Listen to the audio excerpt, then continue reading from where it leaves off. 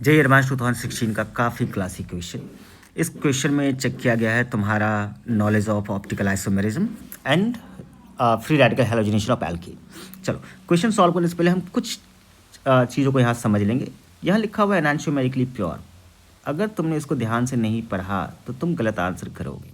एनान्शियोमेरिकली pure का क्या मतलब है? एनान्शियोमेरिकली प्योर का मतलब है कि मॉलिक्यूल में जितने भी कायरल सेंटर हैं, रिएक्टेंट मॉलिक्यूल में, प्रोडक्ट की बात नहीं कर रहा, जो गिवन मॉलिक्यूल है उसमें जितने भी कायल सेंटर हैं वो उन सब का स्टीरियो लॉक्ड है।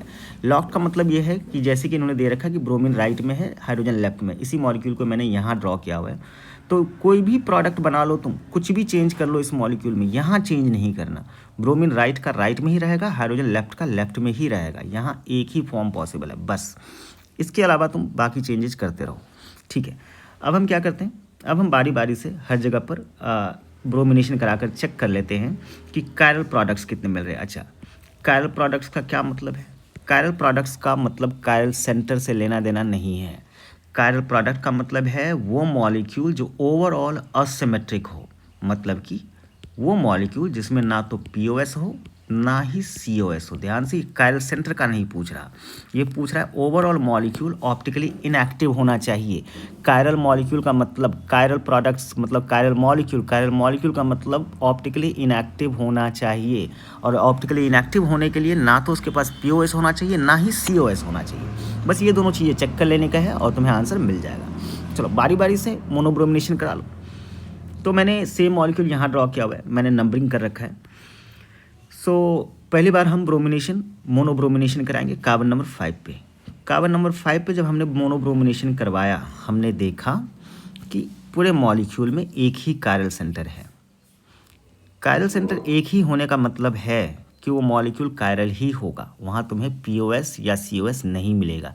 तो यहाँ से सीधा ध्यान रख सकते हो कि जब पूरे मॉलिक्यूल में सिर्फ एक कायरल सेंटर हो तो आंख बंद करके सीधा कह दो कि मॉलिक्यूल कायरल मॉलिक्यूल ही होगा। No second thought at all. तो एक ही कायल सेंटर पूरे मॉलिक्यूल में, इसलिए ये कायल प्रोडक्ट तो है। तो ये मिल गया हमारा पहला आंसर। लेकिन मोनोब्रोमिनेशन तो सारे कार्बन पे पॉसिबल है, तुमसे मेजर माइनर पूछा ही नहीं गया है। तुम बस सारे पॉसिबल मोनोब्रोमिनेटेड प्रोडक्ट बनाओ और उनमें चेक करो कि कायल कितने हैं। अब क्या करते हैं, कार्बन नंबर 4 पे करवा देते हैं। लेकिन भाई अगर तुमने कार्बन नंबर 4 पर करवाया तो कार्बन नंबर 4 तो बनने वाला है कायरल। और अगर तुमने इसको कायरल बनाया तो यहाँ दो पॉसिबिलिटीज़ है, या तो ब्रोमीन राइट की ओर आ सकता है या फिर लेफ्ट की ओर आ सकता है, मतलब कि प्लस माइनस पॉसिबल है यहाँ पर हमारे पास ये लिबर्टी है प्लस माइनस की। क्यों? क्योंकि अगर ब्रोमीन आ रहा है ऐड होने को, यहाँ के लिए कोई रेस्ट्रिक्शन नहीं है। रेस्ट्रिक्शन है कार्बन नंबर 2 के लिए, जहाँ का स्टीरियो तुम्हें लॉक्ड ही रखना है, उसको कोई चेंज नहीं करना, ठीक है। ये यहाँ पे ये बिल्कुल मत कहना कि यहाँ प्लस माइनस दोनों रहेगा, क्या नहीं रहेगा। क्यों? जो भी फॉर्म दे दिया तुम्हें, सिर्फ वही फॉर्म इकलौता एक सिंगल फॉर्म रहने वाला है इसका। एनान्शियोमेरिकली प्योर था, इस सेंटर का स्टीरियो लॉक्ड है। लेकिन कार्बन नंबर 4 के बारे में तो ऐसा कोई रेस्ट्रिक्शन नहीं है। यहाँ पे जब तुम ब्रोमीन लगाओगे तो ब्रोमीन राइट को भी लग सकता है, लेफ्ट को भी लग सकता है, दो फॉर्म पॉसिबल है। अब तुम्हें चेक करना है कि कायरल कौन सा। तो अगर तुम इस प्रोडक्ट को ध्यान से देखो तो ये एक मीसो कंपाउंड है। यहाँ से अगर एक प्लेन पास करते तो क्या तुम्हें ये दिख रहा है कि ऊपर का पार्ट और नीचे का पार्ट एग्जैक्टली सेम है, मतलब यहाँ प्लेन ऑफ सिमेट्री तो है। सिंस यहाँ प्लेन ऑफ सिमेट्री है तो ये मॉलिक्यूल अकायरल मॉलिक्यूल है, ये हमारे काम का मॉलिक्यूल नहीं है। दूसरे को चेक करो, दूसरे में चेक करो तो ना तो यहाँ पीओएस है ना ही यहाँ पर सीओएस है, दोनों ही नहीं है, मतलब ये मॉलिक्यूल हो गया है कायरल मॉलिक्यूल। ये हमारे काम का आंसर है, ये हमारा सेकंड प्रोडक्ट जो कि कायरल था। अब हम कार्बन नंबर 3 पे करवा के देख लेते हैं। जब तुमने कार्बन नंबर 3 पे करवाया तो कार्बन नंबर 3 पर लगाने पर वो फिर से कायरल हो गया। अब कायरल हुआ है तो यहाँ दो फॉर्म पॉसिबल है, या तो ब्रोमीन तुम राइट से लगाओ या फिर तुम लेफ्ट से लगाओ। ध्यान से देखो दोनों प्रोडक्ट को, दोनों ही कायरल है, ना तो प्लेन ऑफ सिमेट्री मिलेंगे दोनों में, ना ही सेंटर ऑफ सिमेट्री मिलेंगे। ऊपर और नीचे का पार्ट बिल्कुल अलग अलग है। अगर तुम सोच रहे हो कि यहाँ से प्लेन पास कर दे तो नहीं मिलेगा, क्या नहीं मिलेगा। देखो ब्रोमीन का ब्रोमीन हो गया, ठीक है, हाइड्रोजन का हाइड्रोजन हो गया, लेकिन ये ऊपर वाला पार्ट और नीचे वाला पार्ट बिल्कुल अलग है।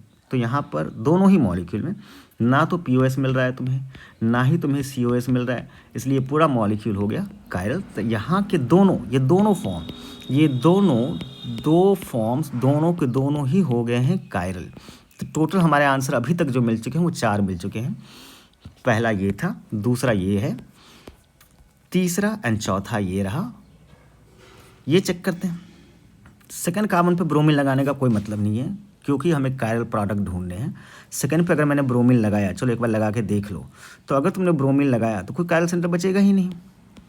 कोई कायरल सेंटर बचा ही नहीं तो इस मॉलिक्यूल में प्लेन ऑफ सिमेट्री तुम्हें मिलेगा ही मिलेगा, राइट। तो यहाँ सेकंड पे ब्रोमीन लगाने का कोई फ़ायदा नहीं है, क्योंकि तुम्हें कोई कायरल सेंटर बचेगा ही नहीं मॉलिक्यूल में, मॉलिक्यूल कायरल होगा ही नहीं। तो फिर पॉसिबिलिटी है कार्बन नंबर 1 पे लगाने का। कार्बन नंबर 1 पे लगाया तो ये तो कायरल सेंटर नहीं बना, बट पूरे मॉलिक्यूल में एक कायरल सेंटर तो है।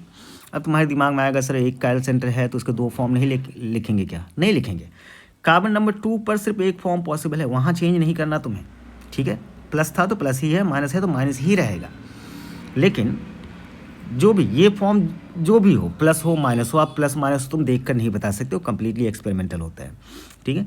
तो ये तो जो भी फॉर्म है, चाहे प्लस हो या माइनस हो, लेकिन सिंगल फॉर्म रहेगा, यहाँ पे ध्यान रखेंगे इस बात का। तो इस फॉर्म में हमें एक क्लियरली दिख रहा है कि एक ही कायरल सेंटर है पूरे मॉलिक्यूल में, और एक ही कायरल सेंटर है जिस भी मॉलिक्यूल में, तो आंख बंद करके कह दो कि मॉलिक्यूल कायरल ही होगा। इस तरीके से हमें मिल गया है ये 5th कायरल प्रोडक्ट। तो टोटल आंसर कितना हो गया? टोटल आंसर हो गया 5 कायरल प्रोडक्ट्स। ये है सही आंसर।